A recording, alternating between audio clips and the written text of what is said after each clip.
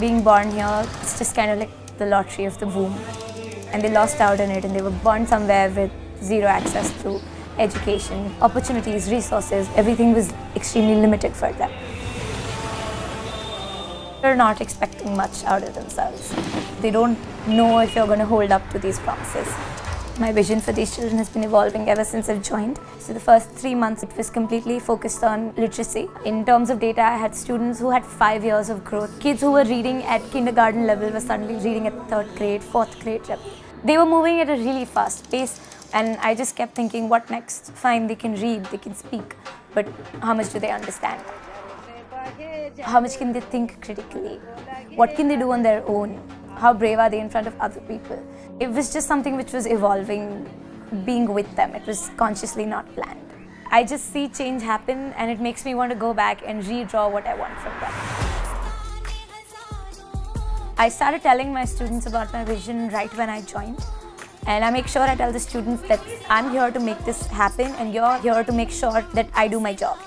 I hold myself accountable to that vision and I ask them to hold themselves accountable too. So if we both take responsibility for that vision, that is the time where we can actually achieve something. I saw a lot of change in them when I was pushing them. But the question was always, would they push themselves when I'm not there? Would they have that much curiosity to learn, regardless of a teacher being in the classroom or not?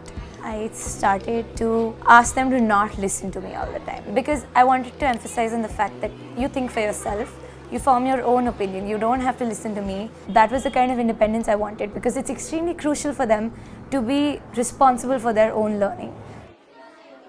They don't look for me on everything. They don't look to me for answers. They're confused about something, they just walk up, pick out an encyclopedia and they start looking for the answer. So they know that they can handle things on their own, which is something I've been seeing every day in the classroom.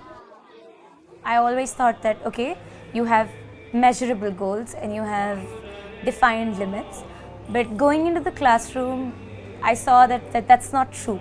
That sense of possibility exists. And I was a person who had limits defined, but I actually saw them show me that anything is really possible. If you really work hard, if you persevere, there's nothing that can stop you from achieving what you want. They have crossed all limits and they've really redefined limits for me. So if I were to go back, I would just tell myself to not limit my own thinking and probably broaden my own expectations from them.